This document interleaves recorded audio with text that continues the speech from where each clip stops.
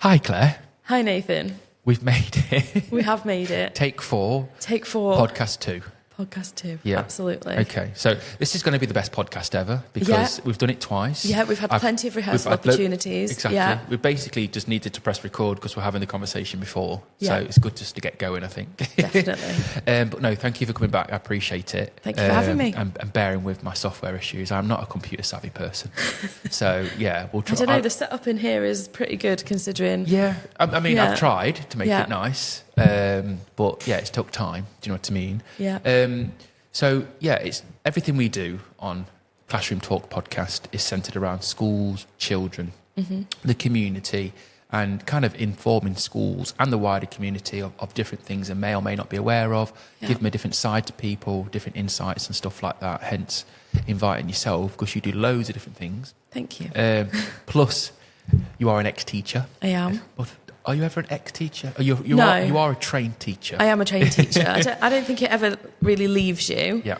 And obviously I'm still utilising the skills. I'm just applying them in a different context. Okay, great. Yeah. So what I've also done, just for ease of people, if they've not seen your website, is I've just popped it up on the big screen. Thank you. So people can see it. We've opened different tabs. But I think it'd quite be nice if you just kind of introduced yourself a little bit, what you do now, what you've done in the past. Yeah. We'll whiz over your website and stuff, and we'll take it from there, shall we? Yeah, that sounds ace. Okay, Thank cool. you. So I'm Claire from MiniMindfulness, Staffordshire and Derbyshire. I teach mindfulness and mindset techniques to children, working with children from the age of 3 upwards. Basically helping children to build their confidence, their resilience, recognise and regulate their emotions, but also help them to kind of really proactively prioritise their own well-being and their own mental health, rather than kind of waiting for there to be an issue and then seeking support, recognising that we all have mental health. We don't all have to have mental ill health. So if we're kind of proactively taking care of ourselves, using the techniques that obviously we teach, then hopefully a lot of those problems would be alleviated. Okay. And how long have you been doing this for? So I bought my business in April 2022, so just over 2 years ago. But I didn't really start working in it until the September of that year because I was still under contract with my previous school. So yeah, just as a teacher. As a teacher. So just heading into my 3rd academic year, because obviously it's now October. Yeah. And yeah, things are going really well. Loving it. Oh, amazing. And shall we whiz over the website? Yeah, I think it's worth doing, shall we? Definitely. Before we jump into, my fault, we'll probably got off piste a lot. But I just think it's worth showing people, I guess, your page on the website, what you do. And, it's MiniMindfulness. Yeah. And then it's .co.uk. But Thank you. This is kind of like your page, isn't it? Yeah, so it's staffstarbs.minimindfulness.co.uk for my page. But obviously, as it's a franchise business, we operate up and down the country. I'm the furthest north at the moment, but we are actively recruiting franchisees as well. So feel free to reach out if you're interested in doing something a little bit different, supporting children in a different way. But yeah, all the reviews are on there. It's not bad, yeah. No, it's not bad. Quite a few fives. I would highly recommend band. MiniMindfulness. Claire's absolutely fabulous at what she does. My little boy attended all sessions throughout the summer. Yeah. A very successful and helpful class that really does what it says on the tin, so to speak. My kids love this, and I followed Claire around for this very, probably says, amazing class. Yeah. I would highly recommend. So some of my clients have moved with me. Where I've moved venues, they have moved with me, which is really good. Okay. Yeah. And then there's, what's this down? Oh, wow. So there's even more, but because we've switched the way that we collect our reviews, they don't all show up in the same way. Okay. Yeah. Wow. There's quite a few. Yeah, They're all 5 quite star. a few. Yeah, they are. Okay, cool. Okay, and then... So some from parents, some from schools, some from children themselves. So you cover schools and so out schools, of school, or? Nurseries, community classes, school holiday camp days. I run kind of event days as well. So I've got an adult event day coming up in November, or an event evening, sorry, that's just for adults, looking at meditation and good food. So it's a medi-date night, which I'm looking forward to doing. A medi-date night? Yeah, I just think as adults, we want the best for our kids, but also quite often as a parent, you forget about yourself. So certainly the strategies that I now teach children, have really had a massive impact on me as an adult as well. So kind of share that training, share that wealth of knowledge. Because I feel as though, certainly from my community classes, there's an element of, you send your child to me for 45 minutes or equivalent per week. But if they go home and everybody at home is really stressed and up here, then what benefit is that 45 minutes of week really having? It's not embedding itself because the parents aren't aware. So we do a lot of work with families as well, because, what we're teaching the children needs to be kind of reflected and practiced at home as well. Otherwise, it's not enough. It's to really embed the learning. And a mood is infectious. Absolutely. So if, like you say, if parents aren't in a great mood, it's going to affect the children into it. Okay, definitely. Great. Okay, so let's reel it back to your journey, I think, for everybody. So you were a teacher to begin with. So I did my teacher training in Nottingham, in city schools, and then moved up to Staffordshire in 2005 to start my NQT year. Started off at a high school just outside Newcastle under Lyme, which I'd never even heard of, which is ridiculous. I hadn't even realised that there were actually 2 Newcastles in this country, which kind of isn't a good advert for my geography skills, I don't think. But anyway, and then I taught up until the end of the summer 2022. Various roles, so all English-based, because that was my subject, but head of English, assistant head, leader in learning, all sorts of different roles across the years, basically. But I just kind of got to the stage where I wasn't feeling it anymore, mainly because of the inflexibility that I was finding. I have 3 children of my own, one of which needed a lot of additional support that both of us working in education wasn't really allowing for. My mum was also really poorly, and I wanted to be around to support her. And kind of stumbled into my own business, really. So my husband registered us for Find a Franchise in your area, and I was getting all sorts of phone calls from cleaning companies and all sorts of weird and wonderful things that my mum would have not been impressed with me kind of taking on. Having spent all those years at university, she wouldn't have been very happy. And then I found mindfulness, and sometimes you just know, don't you? So I knew I wanted to do something in kind of building children's confidence, helping to support them with their mental health, because what I'd seen post-COVID was a massive kind of influx of children that were really struggling, and me teaching them Shakespeare wasn't really helping with that, unfortunately. And then my husband said something like, "Oh, if you go into business for yourself, you're going to need public liability insurance." And I just, honestly, I'd never even heard of it. And it really panicked me. And I thought, I really have no clue how to run a business. That's where the franchise kind of really helped, because a lot of that kind of behind the scenes sort of work has already been done. And then the way that you apply it to your own business is your choice, basically. So it really helped. And there is a buzz when you make a plan to start your own business, and then the realisation of there's so much you don't know. Yes. I think that's the big one. There were things that I'd never even heard of. That it's true that you really just don't know what you don't know. So I had no social media presence whatsoever. I had really steered clear of it. So even just kind of like setting up my own Instagram account was like mind-blowing. I still don't love it, that element, but it has definitely grown over the last couple of years.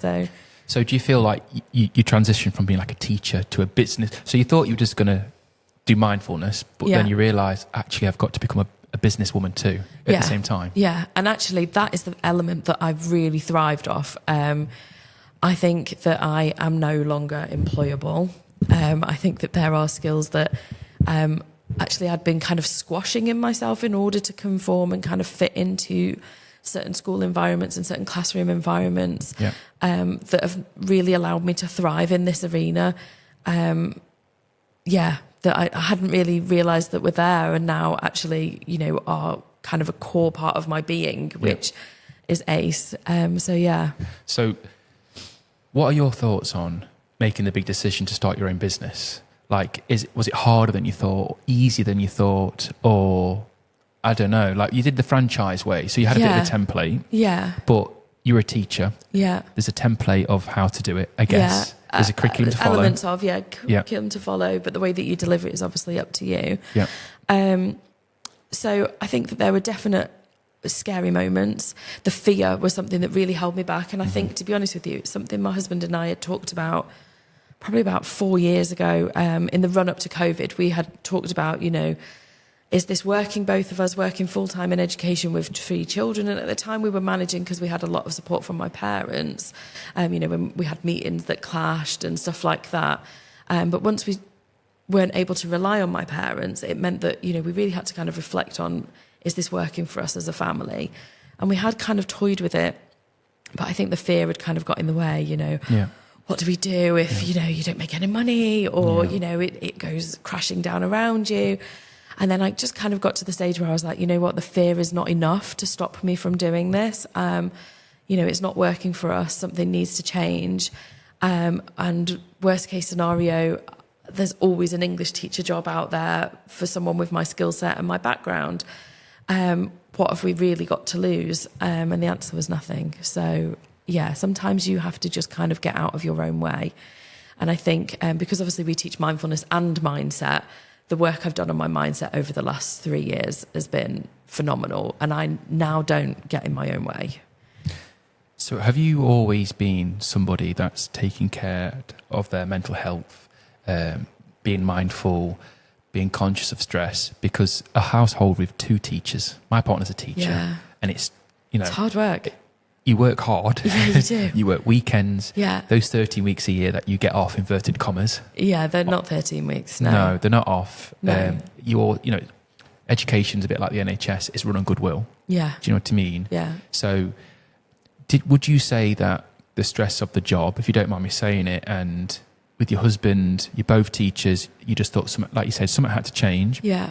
This was an interest. You saw one of the franchises. Yeah. So did you have to retrain to do more, be more mindful and stuff like that? And I feel as though I was at the point of burnout, but I didn't realise I was at the point of burnout. I've always been very much from a family where, we get on with things, we don't wallow in self-pity and things like that. We're a little bit stiff upper lip, very British in that sort of way, which can have both its benefits and its pitfalls. And mindfulness and practicing things like affirmations and that sort of thing is something that my mum had tried to get me into about 20 years ago. And I'll be honest with you, I thought it was a bit woo, and a bit, I don't know, airy-fairy. Didn't like, how can you concrete prove to me that this is going to benefit my life? And because she couldn't, I just thought, oh, no, it's just not worth it. And I think also because I felt quite awkward doing it. Yeah. But then I got to the stage where I was like, I'm not happy, and I don't know what it is that is making me feel this way.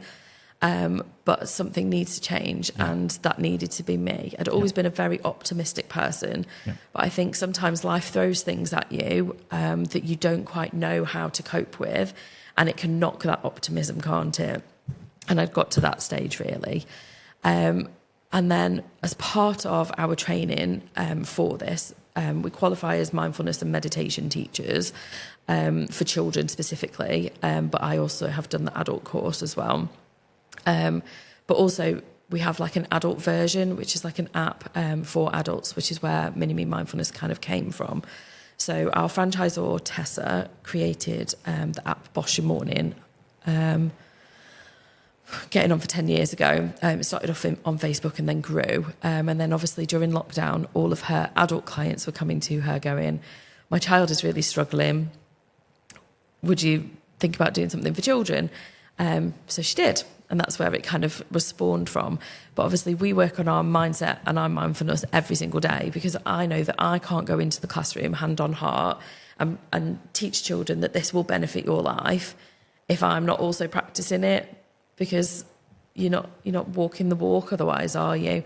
And the difference it has made to me is incredible. Honestly, I am a completely different person. I'm back to who I was like before the stresses of the job, before the stresses of having my own family, before the stresses of, you know, life kind of impacted my mental health, impacted my kind of optimism and joy for life, I suppose. Would you say that now you're back where you were? Yeah. If only you had this now. Oh God, yeah. Do you know what I mean? Yeah. If someone had taught me this when I was 5, Yeah. I don't think I would recognise my life. Yeah. Because the impact it's had on me in just 3 years is incredible. Yeah. So what would it have had if I'd been practicing for over 30? You know, we won't go into how many that would be.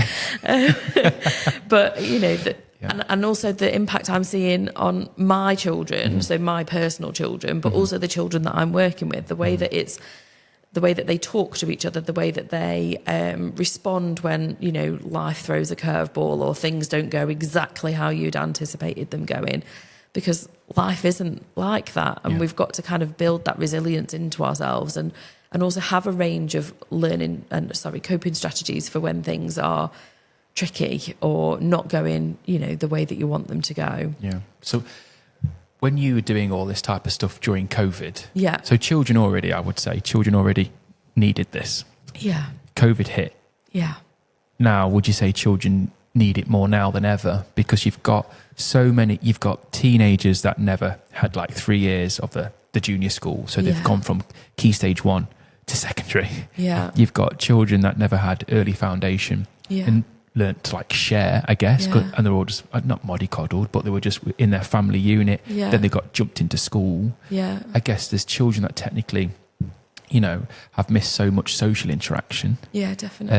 And then teenagers on their own are just complicated things. Yeah. So would you say it's more prevalent now than it was before, or? I think it's definitely come out of the woodwork more. I think we were probably better at masking it before. Yeah. You know, the pace of life was so rapid and is so rapid all of the time. The way that we are constantly moving from one activity to another, never able to sit still. Whereas COVID forced us to sit still. And sometimes when you're confronted with no distractions and you're actually able to kind of sit with yourself, you start to notice things within yourself that perhaps you didn't have time to notice before. Oh, yeah. But also our relationships changed. Yeah. The makeup of families changed. You know, I witnessed quite a lot of family breakdowns because they were never kind of completely with each other. So they hadn't realised, actually, I don't really like this person anymore. You know, that person doesn't serve me and we're not serving each other in the way that we were 20 years ago or whatever. Yeah. And I think that COVID opened that kind of worms that, you know, we'd just been kind of shoving under the carpet a little bit before. So I don't think that there are necessarily more children with mental health concerns than there were before, but I think it's more that we're able to notice them. Some children who had been squashing certain feelings weren't able to squash that anymore. Yeah. So COVID gave time. Definitely. Yeah. And it's definitely something that I noticed on the return to the classroom. Those children who you would never have really noticed as having had an issue before because they were just so good at masking, that mask had slipped because they didn't have to, because they'd spent so long in a zone where they were perhaps comfortable, surrounded by their family and you know, their very close family. They no longer knew how to put that mask back on. So that's what we're noticing, I think. Yeah. So when we talk about mindfulness, this is a conversation I really enjoy having. We've had it a few times now. Take 5. Oh, yeah. Well, I mean, if I can just bring it back to a couple of things, really. Yeah. So when we're talking about, when you said your mum tried to get you into it. Yeah. And you said, no, I don't believe in it, this, that, and the other. And then you said you started to do it. Yeah. I think it's kind of the same realisation I had a while back. I think we've spoke about it off podcast and on podcast, the previous ones. It's a doing thing. Mm-hmm. You'll look down at it or you'll call it woo-woo until you do it. Yeah. And then you do it and you see the benefits. Yeah. And you're like, it's a bit like the gym. Yes, absolutely. You go, the gym's not for me. Look at them, showboaters, this, that, and the other. Yeah. And then it's there are people that are Mr. Universe and stuff, but you're not using the gym for that. No. You're using it to get in shape, be healthy, and everything else. Yeah. That's like healthy eating or meditating or yoga. There's benefits if you do it. Yeah. And I guess mindfulness is the same. You started to do mindfulness and you're like, this is good. I think for me, I always felt like I was doing meditation and those sorts of things wrong, because I felt like in order to be successful at them, your brain had to be empty.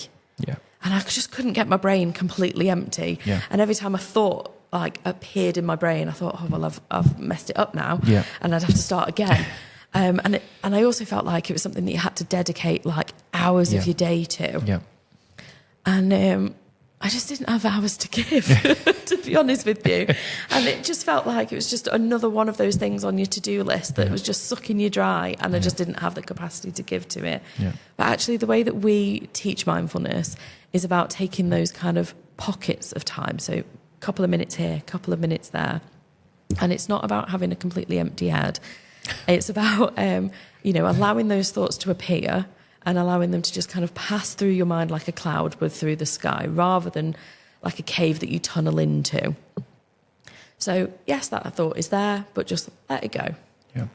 Let it go. Don't kind of go with it and then allow it to like spiral and branch off and become like an unwieldy thought. That's when it's not quite working. But also for me, mindfulness is about those daily habits now. It's about, I don't need to be reminded to brush my teeth twice a day as a minimum. Yeah. Because it's something that I was taught really early on, and is just built into the habit of my rituals of my day, the routine of my day. And if you can get mindfulness to do that for you, where you have those pockets of minutes within each day where you are focused, where you're present, where you're not spiraling your mind out of control, worrying about things that have happened or worrying about things that might happen, then you're giving your brain that break. You're giving your brain that opportunity to relax and kind of recalibrate itself so that you're not constantly on the go. And I think that's why so many of us are so exhausted all of the time, is because, if you'd run a marathon, you'd do some stretches, you'd perhaps have a nice long bath, something so you're not completely stiff and aching the next day. But if your brain is constantly running a marathon, what are you doing to kind of relax your brain and giving your brain that opportunity to take a break? And we're not. And it's a muscle. It is a muscle. People forget it's a muscle. It's not just. It's not just there. Yeah. Exactly. Yeah. And unfortunately, we're not giving ourselves those brain breaks, and that's why there's so many of us that are at burnout, exhausted, not able to function. Relying on medications and all sorts of things to kind of just get through the day-to-day routine of the day. Yeah. And I think a lot of those sorts of illnesses would be reduced and supported if we learnt these techniques certainly much earlier on. And I think for me, the big one I do tell myself as well when I try to put it into my routine to do things like this is what you've just said. You don't need to be told to brush your teeth. Yeah. I saw this on a YouTube, it was David Goggins or whatever it was like that. And he said these exact words, like, do you think when you go outside the door to put your shoes on? No, you just put... It's habitual. You think of the weather and you put the right type of shoes on. Yeah. Like mindfulness, how am I feeling? So what do I need to do? Do I need to stop? Do I need to think? Do I need to breathe? Yeah, absolutely. And pockets of time. Even if it's getting up a bit earlier and just having your coffee on your own and just chilling. Absolutely. And just stopping because you've got a really busy day ahead. Yeah. This is my time. Yeah. Do you know what I mean? So for me, a big one I wanted to talk to you about is what's the difference between mental health, mindfulness? I think we've all got mental health. Yeah. Mindfulness is something that you can use to kind of support your mental health. Okay. So I view mindfulness a little bit like a PE lesson, in the sense that you wouldn't just teach PE to children that are struggling with their weight or who aren't active outside of school. You teach it to everybody because it's about building a healthy lifestyle and, learning those skills early on that are going to benefit you for your whole life. Mindfulness can do the same, but for your mind. Oh, okay. It's a technique you use to navigate your mental health. And your mental health is your mind. Yeah, so everybody has got mental health, just like everybody has got physical health, but we don't all have to have mental ill health. And having strategies for when things do become challenging and you are feeling overwhelmed, because that will happen to everybody at different points, is what mindfulness does for us. It gives you that capacity. It gives you a range of different skills that can, support you when things are tricky, but also by practicing it every day and making it a habit, the amount of times where you're struggling will reduce because you're giving yourself that opportunity to take a break. You are allowing yourself that opportunity to take a break. You're also kind of switching your focus. So some of the things that we practice are, and that we teach children, is about things like gratitude. Okay, so for me as a teacher, we've all had those days where, you've taught 150 children in that day, certainly as a high school teacher, and it was just that one child, period 5, normally on a Thursday, and it would be a year 9 boy quite regularly, and you would end up focusing on that one child, when actually the 149 other children that you had taught that day had been well behaved, respectful, had worked hard, you'd had some really good work out of them, had left you buzzing, but that one child is the one that you're focusing on. So flipping that switch allows you to not kind of focus on the negatives all of the time. Same as practicing gratitude, thinking about the things that are going well in your life that you're grateful for, that you appreciate, makes a difference, because we all have those niggly bits where, you wish you were able to do X, Y, or Z that would, fulfill your life more. But actually appreciating the things that you've got and the things that you're grateful for will mean that you're then focusing on those rather than on the negatives. Yeah. So it activates a part of your brain called the reticular activation system. So, when you've been car shopping, and everywhere you go, you then see that car, don't you? And it's because your brain has been triggered to kind of look for evidence of it. And, if they think it's good, therefore it must be a good car. And the same is true for your brain in terms of like gratitude and focusing on those positives. So, if you're only ever looking for negatives in your life, that's all you're ever going to find. Okay. But if you're flipping it and focusing on the positives, that's what you're going to find. And it's going to lift your mood. It's going to make you feel invincible. It's going to make you feel like you can do anything. Yeah, I call that red mist. Okay. When you've got a red mist around you. Yeah. And no matter what anybody says to you, you're gonna come out with something negative. Yeah, yeah. You want a cup of tea. Yeah. It's too hot. Yeah, yeah. You didn't want it. You know what I mean? It's not enough sugar in it. Not enough sugar in it. It's too much milk. I've changed whatever. my mind. Or someone's trying to talk to you about themselves. You're completely not ignoring them, but you're not really involved. You're just taking it in. Yeah, and you become a very insular person. And I think sometimes it's a skill to recognise when you're in that phase, but also I think a bigger skill is when learning other people are in it. Yeah. And just you give them a bit more space and a bit more understanding and just help them through it. Yeah. But so again, sit with them in it sometimes to kind of lend them your calm, your capacity. Yeah. And I think, like you say, you can turn everything negative. Yeah. And we've all met those people, haven't we? Mood hoovers that, find it challenging to spot anything positive. Yeah. But equally, that isn't because they're a negative person. They just haven't got those strategies. Yeah. They're not able to kind of recognise and spot the positives because they're so down in, the mire of the negative of their life. And we've all met those children as well. Those of us that work in education, where those children who are struggling at home, where there's so much going on and they have not got the strategies because they haven't been taught them.